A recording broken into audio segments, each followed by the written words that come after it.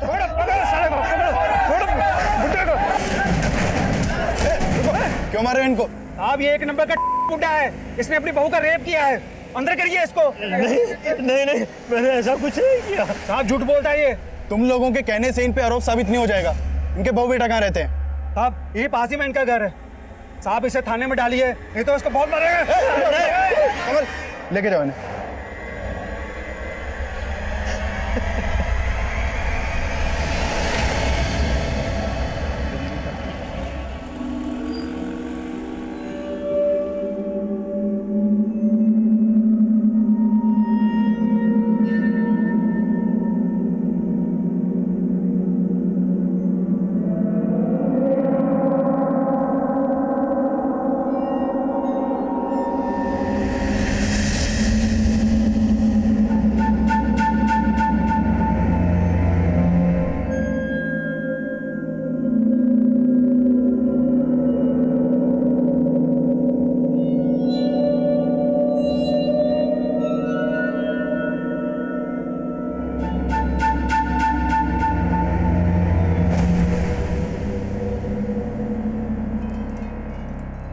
अरे क्या हो गया प्रकाश बाबू? भाई खाओगे क्या? क्यों घूर रहे हो सुबह सुबह? ये फाइल क्यों नहीं कंप्लीट की? नहीं की तो तुम कर दो ना यार। देखो अगर मैं कंप्लीट करूंगा तो तुम कोई ना कोई कमी तो निकालोगे। क्यों अपने वक्त को बर्बाद करूं? एक काम करो, तुम कंप्लीट कर लो, सारा काम मन के मुताबिक हो जाएगा। हाँ काम तो मेरे मन मुताबिक ही होगा, लेकिन करोगे तुम। सर प्रकाश के बारे में अभी तक जो भी सामने आया उससे ये तो साफ है कि प्रकाश काफी हेल्पफुल इंसान था। प्रकाश कितना हेल्पफुल आदमी था ये तो हमें रिंकी ही बता सकती है। ये लड़की, तुम जानते हो इसे? इसका नाम रिंकी है। 2 दिन पहले रिंकी की लाश हमें मिली। क्यों मार रहे हो इनको? इसने अपनी बहू का रेप किया है। लाश के पास सिर्फ ये बाइक मिली है, इसका मोबाइल पर्स सब गायब है। इसकी पहचान पता करो और देखो बाइक किस एड्रेस पे रजिस्टर्ड है।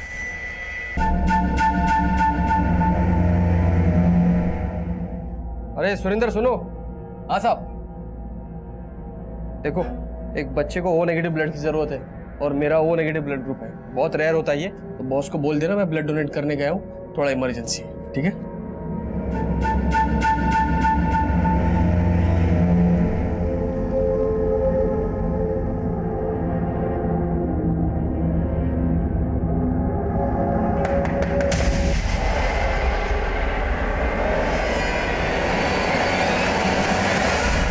आप मोहन सैनी की बेटी और बहू हैं? जी हाँ। क्यों, क्या बात है? आपके फादर को हमने अरेस्ट किया है। आपके पड़ोसियों ने आरोप लगाया कि आपके ससुर ने आपके साथ जबरदस्ती की है। क्या? देखिए घबराने की कोई बात नहीं, जो भी सच है आप हमें बताइए। नहीं सर, ऐसा कुछ नहीं है सर। लगता है हमारे पड़ोसियों ने आपसे झूठ बोला है सर। क्या बोला आप लोगों ने इनसे? चली जाइए यहां से। सर सच में ऐसा कुछ नहीं है, प्लीज उन्हें छोड़ दीजिए। आप बोलिए ना कुछ।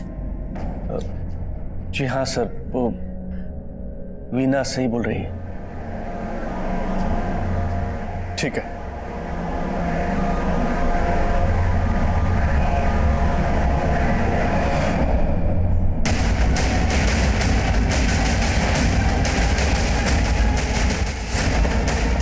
सर ये देखिए।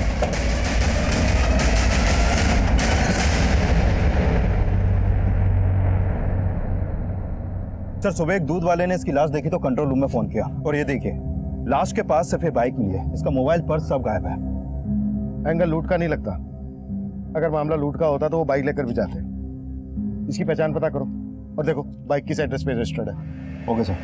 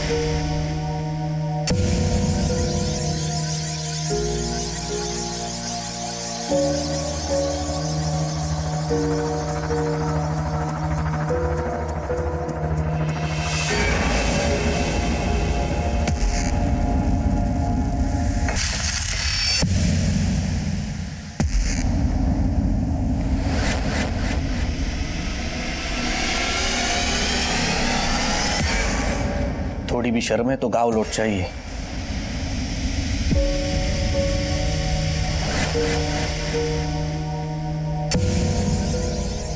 साहब हमें ये आदमी अपने मोहल्ले में नहीं चाहिए, अंदर करिए इसको। थोड़ी भी शर्म है तो गाँव लौट चाहिए।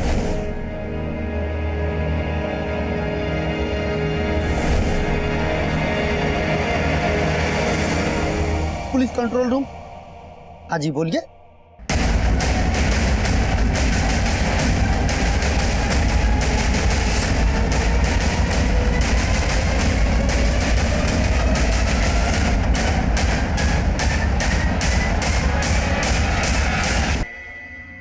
सर, उस लाश के पास जो बाइक मिली थी वो प्रकाश शर्मा के नाम पर मोती नगर के एड्रेस पर रजिस्टर्ड है। और जब मैंने मोती नगर पुलिस को कांटेक्ट किया तो उन्होंने बोला कि प्रकाश की वाइफ ने कल रात प्रकाश की मिसिंग कंप्लेंट दर्ज करवाई थी। मैंने उसे बुला लिया सर।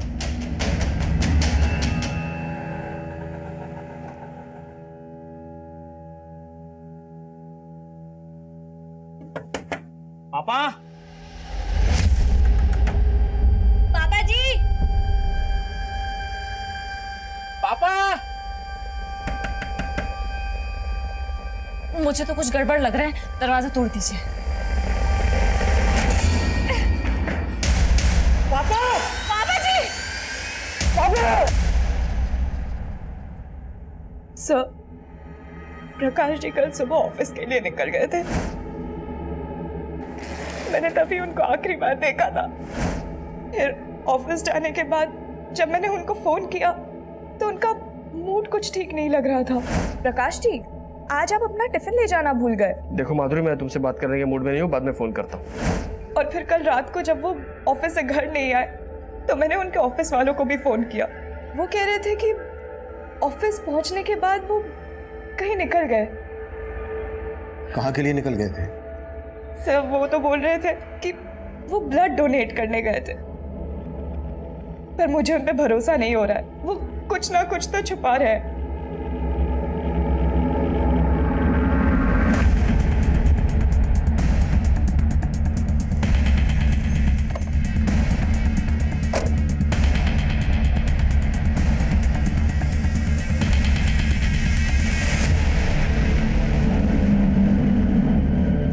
नहीं सर, हम लोग झूठ नहीं बोल रहे।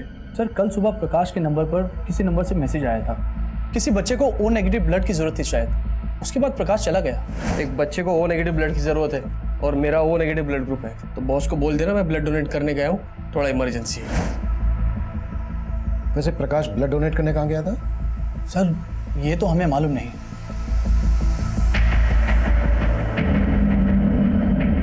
अगर प्रकाश वाकई में ब्लड डोनेट करने गया था तो हो सकता है ब्लड डोनेशन का फेक मैसेज भेजकर उसे किसी ने धोला कुआं बुलाया हो और उसका मर्डर कर दिया। चेक करो, कल सोशल मीडिया पर ऐसा कोई मैसेज वायरल हुआ है क्या जिसमें ओ नेगेटिव ब्लड की मांग की गई हो? प्रकाश और उसकी वाइफ के कॉल रिकॉर्ड्स भी निकलवाओ। उसके ऑफिस, अड़ोस पड़ोस में सब जगह पूछताछ करो। प्रकाश से जुड़ी हर बात हमें मालूम होनी चाहिए। सर,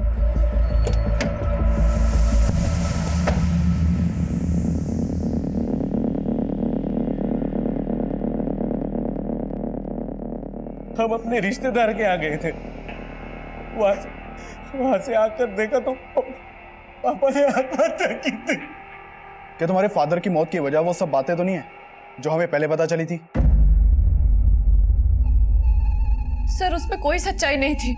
सच तो ये है सर कि पापा जी उन सारी बातों से बहुत दुखी थे, ठीक से खा पी भी नहीं रहे थे। हम सोच भी नहीं सकते थे कि पापा ये कदम उठाएंगे।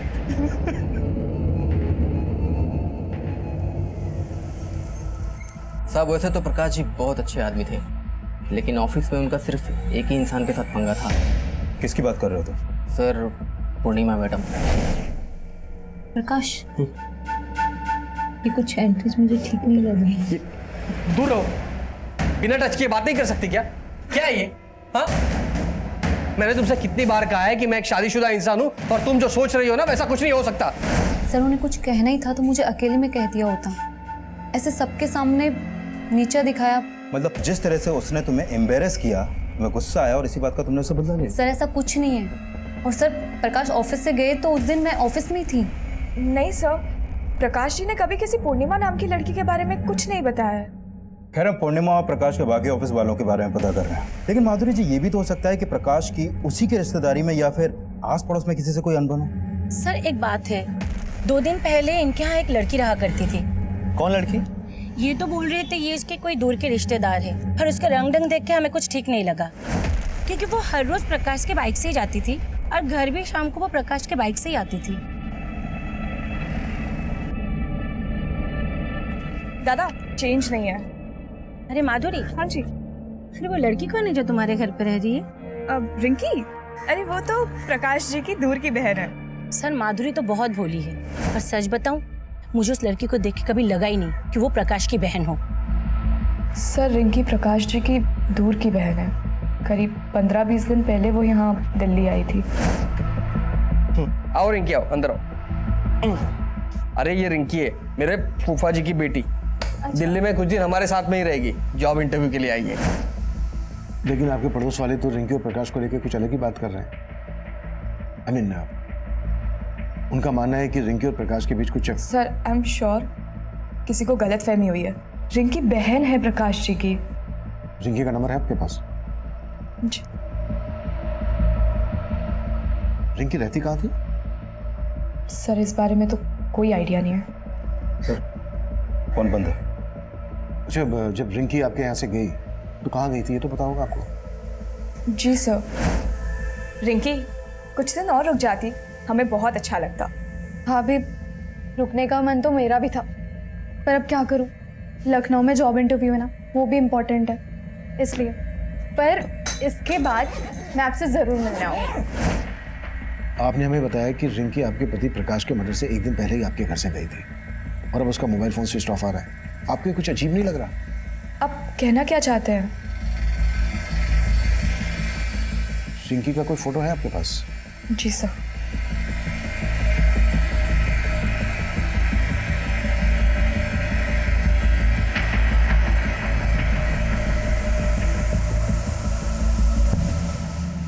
रिंकी के कॉल रिकॉर्ड्स और एक्टिविटीज पता करो।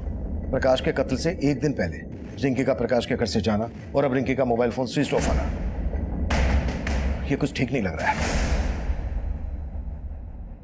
पानी देना।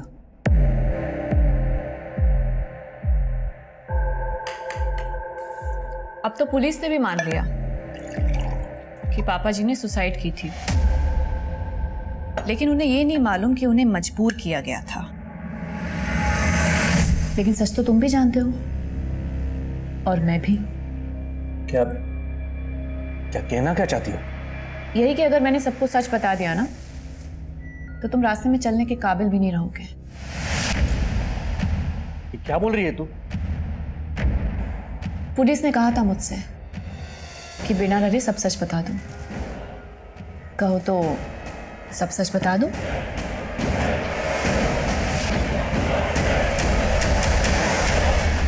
पानी दो मुझे।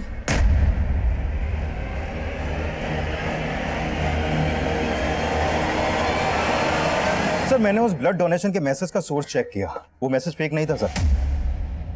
गोविंदपुरा में एक हॉस्पिटल है जहां वाकई में एक बच्चे को ओ नेगेटिव ब्लड की जरूरत थी और मैंने कंफर्म किया कि प्रकाश ने अपना ब्लड वहां पे डोनेट किया था।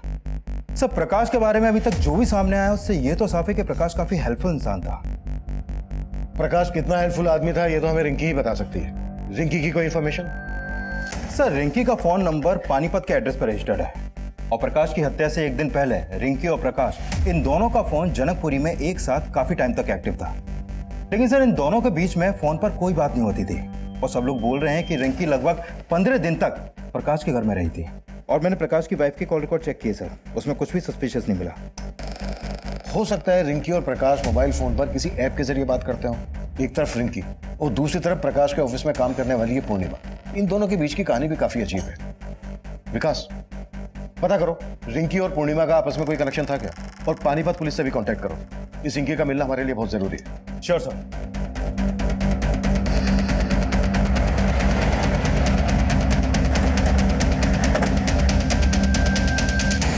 ये लड़की दिल्ली में थी?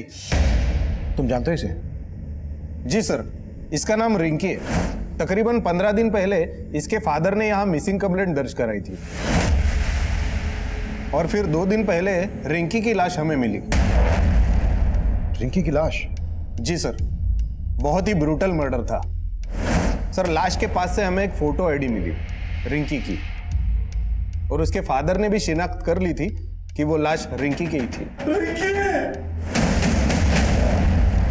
5 दिन पहले तक रिंकी प्रकाश के साथ दिल्ली में रह रही थी, और जिस दिन रिंकी प्रकाश के घर से गई उसके अगले ही दिन हमें प्रकाश की लाश मिली, और उसके 2 दिन बाद रिंकी की लाश मिलती है यहाँ पानीपत में, और प्रकाश की लाश मिली थी हमें दिल्ली में। लेकिन सर हमारे इन्वेस्टिगेशन में प्रकाश नाम के किसी आदमी की जानकारी हमें नहीं मिली। लेकिन प्रकाश ने अपनी वाइफ को बताया था कि रिंकी उसकी दूर की बहन है। वेल, हमें रिंकी के फादर से मिलना है, शायद वो प्रकाश के बारे में जानते हो। सर अब रोने से क्या होगा? गई तो गई, ससुरी औलाद ही ऐसी पैदा हो गई थी। चुप! कोई जरूरत नहीं है ऐसी लड़की के लिए रोने की। एकदम आवाज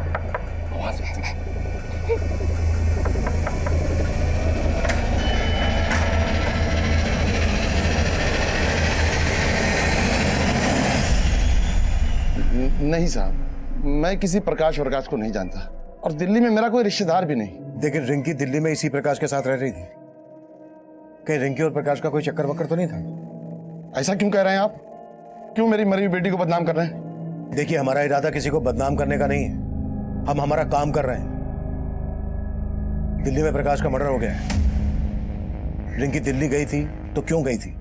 और वो प्रकाश के मर्डर के तुरंत बाद पानीपत में आई, तो पानीपत में रिंकी का मर्डर किसने किया होगा? मेरे भी समझ में कुछ नहीं आ रहा है, और मैं किसी प्रकाश को नहीं जानता।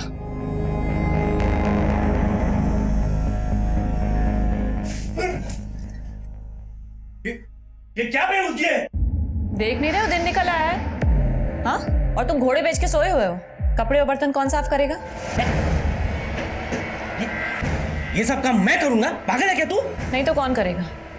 और उसके बाद तो खाना भी बनाना है तुम्हें मेरे लिए।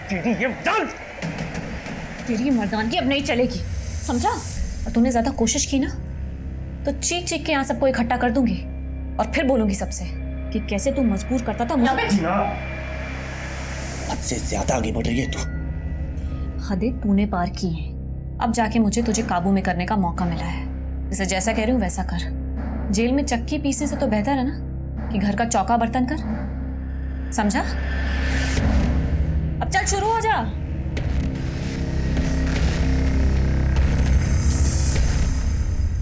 सर, ये प्रकाश की पोस्टमार्टम रिपोर्ट। सर, प्रकाश की मौत से पहले उसको काफी पीटा गया था, और सर पानीपत पुलिस से रिंकी की पोस्टमार्टम रिपोर्ट के बारे में ही पता चला है।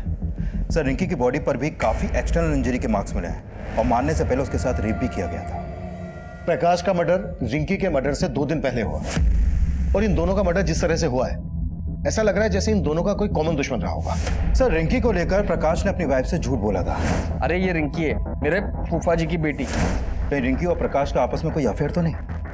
ये एक्स्ट्रा मैरिटल अफेयर से ज्यादा ऑनर किलिंग का मामला लग रहा है। शायद रिंकी के फादर को रिंकी और प्रकाश के अफेयर के बारे में पता चल गया होगा, और उसको ये पता चल गया होगा कि रिंकी पानीपत से भागकर दिल्ली में प्रकाश के साथ रहने लगी है। इसलिए रिंकी के फादर ने प्रकाश को यहाँ मार डाला और रिंकी को पानीपत ले जाकर मार डाला होगा, ताकि दोनों केस आपस में कनेक्टेड ना लगे। लेकिन सर, रिंकी का रेप हुआ है। क्या आपको वाकई में लगता है कि रिंकी के रेप और मर्डर में इसके बाप का हाथ होगा? रिंकी के फादर को ऐसे हम क्लीन चिट नहीं दे सकते।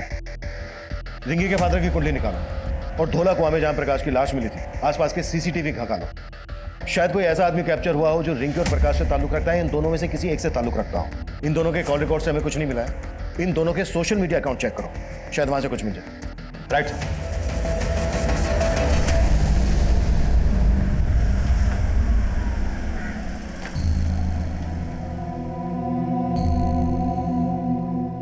इस बार पैसों का इंतजाम हो जाएगा ना? हो जाएगा भाई, टेंशन क्यों ले रहा है? टेंशन तो होगी, पुलिस दोबारा इस केस में कूद पड़ी। सर, मैंने रिंकी और प्रकाश इन दोनों का सोशल मीडिया अकाउंट चेक किया। सर, ये रिंकी और प्रकाश सोशल मीडिया पर भी एक दूसरे के टच में नहीं थे, लेकिन सर प्रकाश के सोशल मीडिया अकाउंट में उसी के ऑफिस में काम करने वाले पूर्णिमा के काफी मैसेज मिले हैं। ये देखिए सर। इस पूर्णिमा के अगेंस्ट कुछ मिला? नहीं सर, फिलहाल पूर्णिमा के खिलाफ तो कुछ नहीं मिला है, लेकिन सर रिंकी के सोशल मीडिया अकाउंट में एक रोहन नाम के लड़के का अकाउंट भी मिला है। ये देखिए सर। सर, ये रोहन और रिंकी के बीच में जिस तरह की चैटिंग होती थी, उसे लगता है कि इन दोनों का आपस में अफेयर था। काफी इंटीमेट बातें होती थी सर। ये देखिए। कि रोहन रहता कहाँ है? रोहन कहाँ जा रहा है? मम्मी 4 बज रहे, कहाँ जाऊंगा मैं? ट्यूशन जा रहा हूँ। अच्छा ठीक है, पर घर जल्दी आ जाना। आजकल रोज ही घर देर से आता है तू। मम्मी एग्जाम चल रहे हैं, कल एक्स्ट्रा क्लासेस लेते हैं। ठीक है, मैं आ जाऊंगा जल्दी। क्लासेस बाद में जाना, पहले मेरे कुछ सवालों के जवाब दे दें। क्या हुआ सर? क्या किया मेरे बेटे ने? हमें आपके बेटे से कुछ बातें करनी है, अकेले में। हाँ सर, रिंकी मेरी दोस्त है, लेकिन सर हमारा ब्रेकअप हो गया था। ब्रेकअप क्यों हुआ था? सर ये हमारा पर्सनल मैटर है। आप ये क्यों पूछ रहे हैं सर? वो इसलिए क्योंकि रिंकी का मर्डर हो गया है। क्या सर? सर रिंकी का मर्डर? हाँ मर्डर, और मर्डर सिर्फ रिंकी का ही नहीं हुआ है, बल्कि प्रकाश नाम के इस आदमी का भी मर्डर हुआ है। और दिल्ली में रिंकी इसी आदमी के साथ रह रही थी। अब तो ये बोल, तेरा रिंकी और प्रकाश के मर्डर से क्या लेना देना है? सर मेरा सर किसी से कोई लेना देना नहीं है। और सर ये प्रकाश, मैं सर किसी को नहीं जानता। पिछले 6 महीने से रिंकी से तू सोशल मीडिया अकाउंट पर टच में था। तुम दोनों की चैट हिस्ट्री है हमारे पास, दिखाऊं? रिंकी पानीपत से दिल्ली तेरे कहने पर आई, और तुम दोनों के कॉल रिकॉर्ड के हिसाब से तेरा और रिंकी का मोबाइल फोन दिल्ली में कई जगह पर एक साथ एक्टिव था। क्या छिपा रहा है हमसे? सर मैं कुछ नहीं छिपा रहा, लेकिन सर हाँ, मैं रिंकी से प्यार करता था। और सर जब वो दिल्ली आई थी तो मुझसे मिल भी रही थी। रिंकी यार, मैंने सोचा भी नहीं था कि तुम मुझसे मिलने ऐसे दिल्ली आ जाओगी। रोहन, मैं दिल्ली में सेटल होना चाहती हूँ, इसलिए मैं जॉब ढूंढ रही हूँ। क्या तुम मेरी थोड़ी मदद करोगे? ऑफ कोर्स यार, मैं तुम्हारे लिए जॉब ढूंढ देता हूँ। Thank you. अब ना मैं ट्रैवलिंग करके बहुत थक गई हूँ, तो तुम्हारे घर चले? मेरे घर? रिंकी मैं तुमको अपने घर नहीं ले आ सकता। और सर इसी बात से नाराज होकर उसने बोलचाल बंद कर दी। डीएनए करवा उसका, और जब तक डीएनए रिपोर्ट नहीं आ जाती है, हमसे बिना पूछे शहर से बाहर नहीं जाएगा।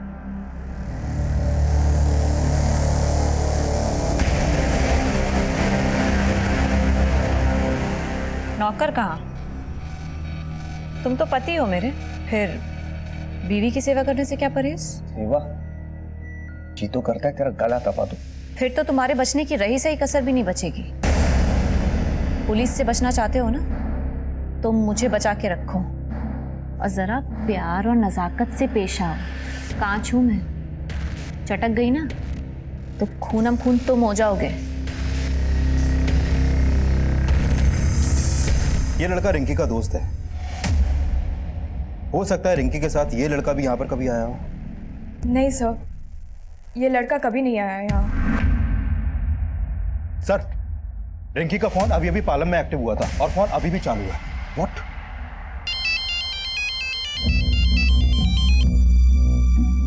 हेलो। हेलो, कौन बोल रहा है? आपने फोन किया?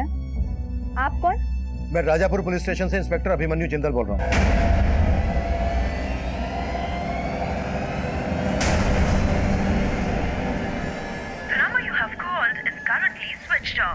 रिंकी का फोन किसी लड़की ने उठाया था और अब स्विच ऑफ। विकास, पालम में जहां रिंकी का फोन एक्टिव हुआ था, वहां अपनी एक टीम भेजो। हो सकता है हमारा ध्यान भटकाने के लिए किसने रिंकी का फोन एक्टिव किया हो, और अपने खबरियों को रिंकी का फोटोग्राफ दो। पता लगवाओ कि पालम में रिंकी का कहां कहां आना जाना था। रिंकी के फादर से भी मिलो। सर। रोहन, रोहन,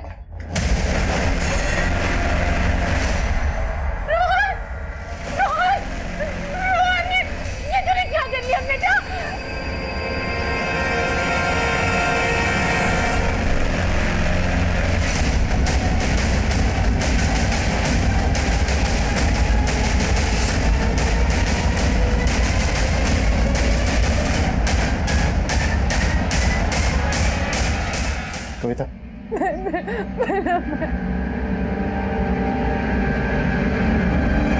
सर पहले रोहन से बात करके ऐसा लगा नहीं था कि वो हमारी पूछताछ की वजह से सुसाइड कर लेगा। हमें यह भी समझना होगा कि अचानक से रिंकी के फोन एक्टिव होने का क्या चक्कर है, और उसके बाद रोहन ने सुसाइड किया।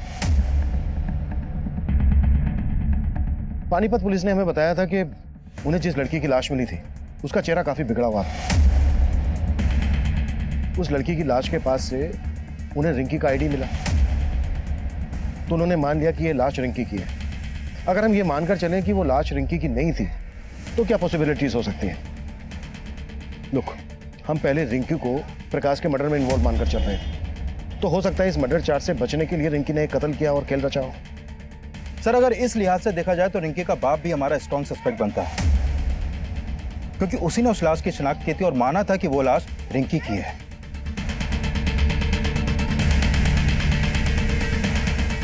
अगर रिंकी जिंदा थी तो फिर वो लड़की कौन थी जिसे रिंकी मानकर रिंकी के घर वालों ने उसका अंतिम संस्कार कर दिया था? तब हमारे पास डीएनए करके ये जानने की गुंजाइश नहीं थी कि वो लाश रिंकी की ही थी या रिंकी की हत्या हुई थी। वहीं सर्कमस्टेंशियल एविडेंस ये साफ कर रहे थे कि रोहन ने आत्महत्या ही की थी। लेकिन रोहन के दिमाग में क्या चल रहा था?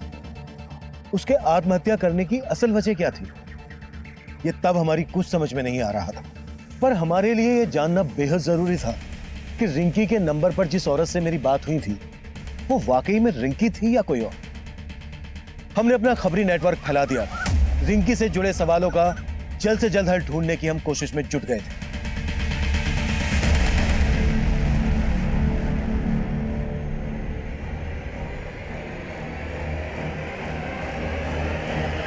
रिंकी, सर, प्रकाश की लाश जिस एरिया में मिली थी वहां से करीब 3 किलोमीटर दूर एक सीसीटीवी में रोहन अपने कुछ दोस्तों के साथ उसी तरफ जाता हुआ कैप्चर हुआ है। फुटेज इसमें है सर। और करीब 1 घंटे बाद ये लड़के उसी रास्ते से वापस लौटे हैं। तो मैंने रोहन की मां को इन लड़कों का फोटो दिखाया था। उन्होंने कहा कि ये लड़के रोहन के कॉलेज के हैं। मिहिर और मानव से बात करनी पड़ेगी। बाकी तीसरे के बारे में दोनों बताओ। सर, मुन्ना खबरी का फोन आया था, वो आपसे मिलना चाहता है। उसे रिंकी के बारे में कुछ इन्फॉर्मेशन देनी है।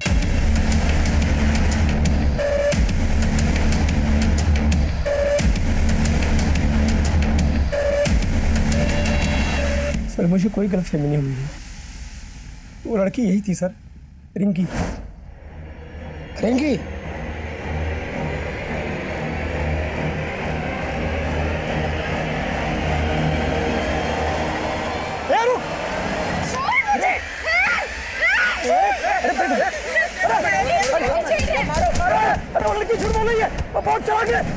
इससे पहले कि आप लोगों को खबर देता, उसने मुझे झूठा आरोप लगा के लोगों से पिटवा दिया। ये बहुत बड़ा गेम लगता है विकास।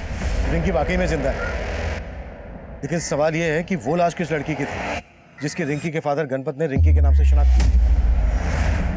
विकास, हो सकता है रिंकी का फादर भी रिंकी की साजिश में इन्वॉल्व है और उसे पता हो रिंकी इस वक्त कहाँ है। तलब करो उसे। सर, हेलो सर, रोहन के उन तीनों दोस्तों को थाने ले आया।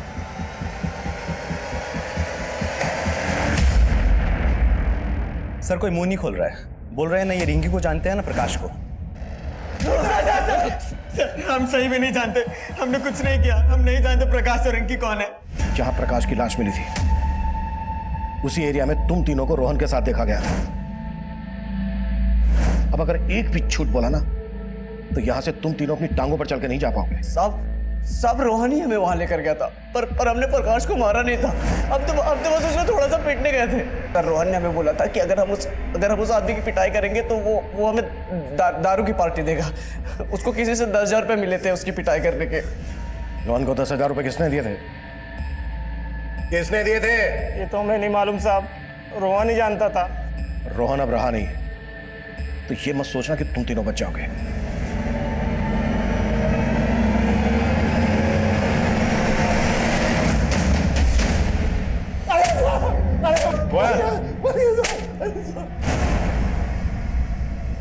बोल रिंकी कहाँ? क्या कह रहे हैं साहब? यही साहब तो थे जो रिंकी की लाश दिखाए थे साहब। अब आप पूछ रहे हैं रिंकी कहाँ? और टंकी बंद कर। जिस लाश की शिनाख्त तूने की थी वो रिंकी की नहीं थी। रिंकी जिंदा है अभी। और अब ये बोल, अभी कहाँ है वो? बोल। हम सच कह रहे हैं साहब, हमको नहीं मालूम। छोड़ते रहो। नहीं साहब, अरे हम सच कह रहे हैं साहब।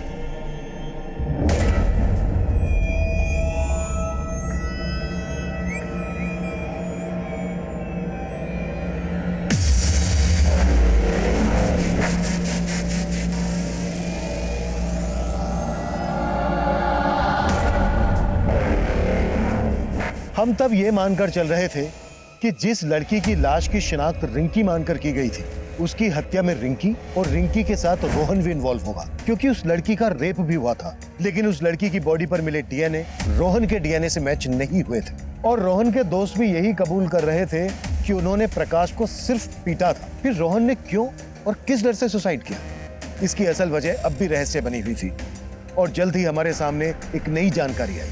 सर, रिंकी जब गायब हुई थी तो रिंकी के पिता गणपत ने पानीपत के एक एनजीओ में काम करने वाले इस दिनेश नाम के आदमी से कांटेक्ट किया था।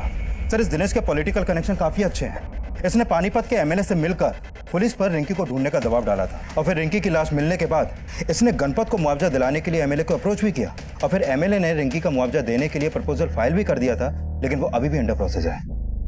इसका मतलब गलत लाश को पहचानने का मसला मुआवजे के लालच से भी जुड़ा हो सकता है सर। और ये भी पता चला है कि दिनेश के एनजीओ में ऐसी कई लड़कियां हैं जो सुन और बोल नहीं सकती हैं, और अंदर की खबर ये है कि ये उन लड़कियों को एमएलए समेत कई मिनिस्टर्स और बिजनेसमैन को भी सप्लाई करता है। साहब, आप गलत कर रहे हैं। ये आप नहीं जानते मैं क्या कर सकता हूँ। तू नहीं जानता है मैं क्या क्या कर सकता हूँ। तेरे बारे में सब कुछ पता कर लिया हमने। तेरे एनजीओ की ये लड़की विनीता गायब है। नहीं सुन सकती थी, नहीं बोल सकती थी। अब तू ये बोल, ऐसे ही बताएगा या फिर 3rd डिग्री की परमिशन लूं? विकास। मैं बताता था, मैंने कुछ नहीं किया साहब। सारा प्लान इसका था साहब, सारा प्लान इसका था। और रिंकी गायब नहीं हुई थी साहब, वो घर छोड़ के भाग गई थी, और भागने से पहले उसने घर में एक लेटर भी छोड़ा था। मैं तो इसके पास गया था रिंकी को ढूंढने के लिए, मदद के लिए साहब। ये मुआवजे का लालच देकर मेरी बुद्धि घुमा दी इसने साहब। वो लड़की की जो लाश मिली है साहब, उसके बारे में भी यही सब जानता है। सब प्लान इसी का था साहब।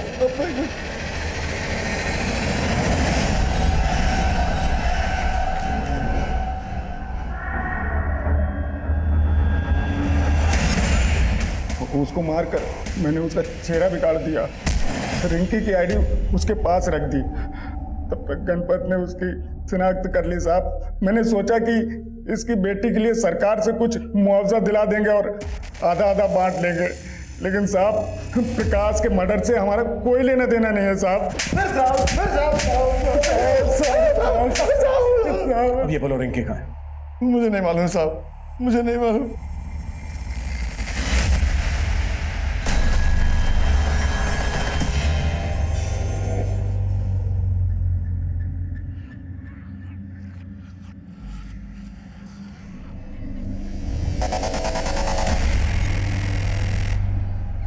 सर, ये रोहन रोहिणी में इस महेंद्र नाम के आदमी से ट्यूशन पढ़ता था, और मैंने चेक किया कि रिंकी का फोन पहले कई दफे रोहिणी में एक्टिव रहता था। सर, हो सकता है ये महेंद्र हमें रिंकी की कोई लीड थे। इसे थाने बुला लिया सर मैंने। सर, रोहन ने अपने दोस्तों के साथ क्या किया ये तो मैं नहीं जानता, पर हाँ सर, रोहन रिंकी से सच में बहुत प्यार करता था, इसलिए जब रिंकी दिल्ली आई थी तो वो उसे लेकर मेरे घर भी आया था। सर, ये मेरी दोस्त रिंकी। सर, मैं अकेला रहता हूँ, इसलिए रोहन चाहता था कि मैं रिंकी को कुछ दिनों के लिए अपने घर पे रख लूं, और मैंने रिंकी को अपने घर पे रखने के लिए 2 दिन के लिए परमिशन भी दे दी थी। पर सर, मैं रिंकी को ज़्यादा दिन के लिए अपने घर पे नहीं रख सकता था, इसलिए मैंने उसे जाने के लिए कह दिया। फिर उसके बाद उसके साथ क्या हुआ सर, मुझे सच में कुछ नहीं मालूम। रिंकी यहाँ दिल्ली में इस प्रकाश के साथ रह रही थी, आप जानते हैं इसे? नहीं सर, मैं नहीं जानता। ठीक है, आप जा सकते हैं। जी सर, शुक्रिया। विकास, इसकी भी कुंडली निकालो। सर, जनकपुरी के एक एजेंट ने रिंकी का फोटो आइडेंटिफाई किया है। उसने बताया कि उसने रिंकी को जनकपुरी में एक फ्लैट किराए पर दिलवाया था, और रिंकी उस फ्लैट में उसी दिन शिफ्ट हो गई थी जिस दिन प्रकाश का मर्डर हुआ।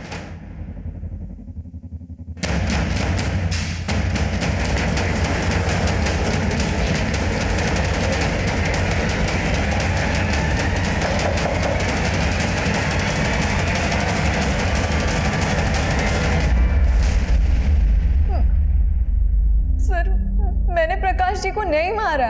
तो अब तक सामने क्यों नहीं आई थी? सर, मैं अपने पापा से तंग आ गई थी, इसलिए घर से भाग के दिल्ली चली आई, और फिर मुझे मालूम पड़ा कि मेरे पापा ने दूसरी लड़की को मेरी लाश मानकर उसका अंतिम संस्कार कर दिया था। सर, मैं बहुत डर गई थी, इसलिए छिपी हुई थी। छिपी इसलिए थी क्योंकि तुम प्रकाश के मर्डर में इन्वॉल्व हो। अब सच सच बोलना, तुम्हारे और प्रकाश के बीच क्या रिश्ता था? सर जैसा आप सोच रहे हैं वैसा बिल्कुल नहीं है सर, बल्कि प्रकाश जी ने तो मुझे अपने घर में रहने की जगह दी थी। उनकी वाइफ और उनके साथ मैं घुल मिल गई थी, लेकिन मुझे क्या पता था कि सिचुएशन इतनी वियर्ड हो जाएगी। अरे माधुरी तौलिए देना, माधुरी।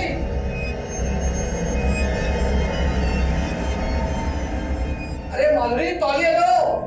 रिंकी, रिंकी। हाँ देखना प्रकाश जी क्या मांग रहे हैं, मेरे हाथ में आटा लगा हुआ है।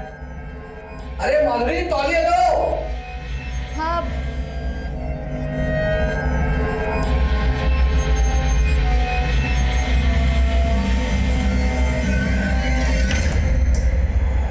सॉरी। उस दिन पहली बार प्रकाश जी की वाइफ का बिहेवियर मुझे कुछ अजीब लगा, लेकिन ये क्लियर हो गया था कि प्रकाश जी के दिल में मेरे लिए कोई गलत इंटेंशन नहीं था। और फिर एक दिन प्रकाश जी की वाइफ ने मुझसे पूछा, रिंकी तू भी हमारी एक हेल्प करेगी? कैसी हेल्प? रिंकी, हमारी शादी को 3 साल हो गए हैं, लेकिन मैं भाभी रो क्यों रही हो? रिंकी, मैं आज तक प्रकाश जी को बच्चा नहीं दे सकी। हमारे पास इतने पैसे भी नहीं है कि सरोगेसी के जरिए हम एक बच्चा पैदा करवा सके। रिंकी, क्या तू मेरे लिए प्रकाश जी के बच्चे की माँ बनेगी? What? मैंने तो साफ मना कर दिया और फिर अगले दिन ही मैं घर छोड़ के चली गई। और फिर उसी दिन जनकपुरी में मैं प्रकाश जी से मिली। प्रकाश जी से मिलके मैंने उनको सब साफ साफ बता दिया। और फिर आगे क्या हुआ मुझे नहीं पता। माधुरी ने हमसे बताया कि प्रकाश ने उससे कहा कि तुम प्रकाश की दूर की बहन हो। भला कोई भाभी अपनी ननद से ऐसी शक क्यों रखेगी? दूर की बहन? हाँ सर, मैं प्रकाश जी की दूर की बहन नहीं हूँ। मुझे तो माधुरी लेकर आई थी। सर, मैं प्रकाश जी की दूर की बहन नहीं हूँ। मुझे तो माधुरी लेकर आई थी। प्रकाश जी, ये रिंकी है। अच्छा, मेरे दूर की बहन। तो तुम माधुरी की दूर की बहन हो? नहीं सर, मेरा तो उनसे भी कोई रिश्ता नहीं है, बल्कि मुझे तो रोहन के ट्यूशन टीचर ने माधुरी से मिलवाया था। मैं बताता हूँ साहब, सब माधुरी को मैंने इंद्रजीत जानता था साहब।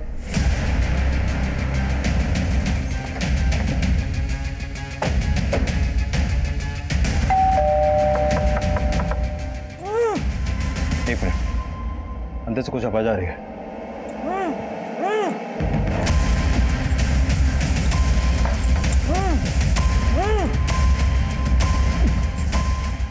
दरवाजा तोड़ो। किसने बांधा तुम्हें? मेरी बीवी ने। मालूम है मैंने जो अपने पति के साथ किया वो गलत किया, लेकिन सर वो उसी लायक है। सर, मैं आपको बहुत पहले सब सच सच बताना चाहती थी, लेकिन समझ में नहीं आ रहा था कि अपने पति और बहन की करतूतों का बखान किस मुंह से करती। मेरे पति की वजह से मेरे ससुर जी ने सुसाइड किया सर। तुम दोनों जीजा साली के अफेयर का चिट्टा खुल चुका है। अब चुप रहने से कोई फायदा नहीं है। चलो फटाफट हो जाओ शुरू। तो मैंने शादी भले वीना से की थी, लेकिन मैं माधुरी को अपनी दूसरी बीवी बनाकर रखना चाहता था। माधुरी, तेरी और वीना की माँ तो मर गई है, लेकिन हमारे बीच मेरा बाप भी रोड़ा बना हुआ है। ये क्या बकवास कर रहा है तू? अपनी शादीशुदा साली को तू अपनी दूसरी बीवी बनाना चाहता है? मेरा बाप रोड़ा बना हुआ था तो मैंने उसको उसी की नजरों में गिरा दिया। मेरे ही कहने पर उस आदमी ने मेरे बाप को सबके सामने बेइज्जत कर दिया। तो इस तरह से तूने अपने बाप को सुसाइड करने पर मजबूर किया। किसने मदद की तुम लोगों की इसमें? महेंद्र मेरा दोस्त था सर। ऐसे ही बातों बातों में उसने मुझे कहा कि एक कोई लड़की है जो अपना घर छोड़कर भाग कर आई है और उसको पीजी की जरूरत है। तो हमने रिंकी के जरिए प्रकाश को ब्लैकमेल करने का प्लान बनाया। मैं चाहती थी रिंकी मेरी बातों में आकर एक बार प्रकाश के साथ सो जाए और मैं उनकी तस्वीरें खींच लूं ताकि प्रकाश से तलाक की वजह भी मिल जाए और ज़्यादा से ज़्यादा एलिमनी भी वसूल हो सके। पर रिंकी तुम्हारी बातों में नहीं आई और उसने सब कुछ प्रकाश को बता दिया। तुम इतनी गिरी हुई होगी ये मैंने सोचा तक नहीं था। अब तलाक मैं तुम्हें दूंगा और एक फूटी कौड़ी नहीं मिलेगी तुझे। हमने उसी वक्त सोच लिया था कि अगर प्रकाश को हम जिंदा छोड़ेंगे तो वो हमारे प्लानिंग पर पानी फेर देगा। तो रोहन को वो 10,000 रुपए तूने ही दिए थे? जी साहब, लेकिन मैंने रोहन को प्रकाश का मर्डर करने के लिए नहीं बोला था साहब। मैंने तो सिर्फ पीटने के लिए बोला था साहब। उन्होंने जहां प्रकाश को पीटा था वहां मैं भी मौजूद था।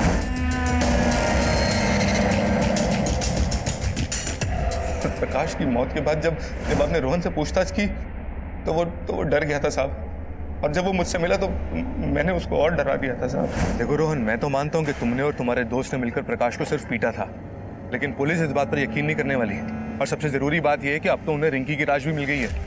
अगर तुमने मेरा नाम लिया ना, मैं तो सिर्फ कुछ ही दिनों के लिए अंदर जाने वाला हूँ, मुझे थोड़ी सी सजा होगी, लेकिन तुम पे 2 मर्डर केसेस लगेंगे, फांसी हो जाएगी तुम्हें। तेरी इसी ओछी हरकत की वजह से रोहन ने अपनी जान दे दी। तुमने सिर्फ प्रकाश को नहीं मारा है, बल्कि रोहन और तुम्हारे बाप मोहन की मौत के जिम्मेदार भी तुम लोग ही हो। मन तो कर।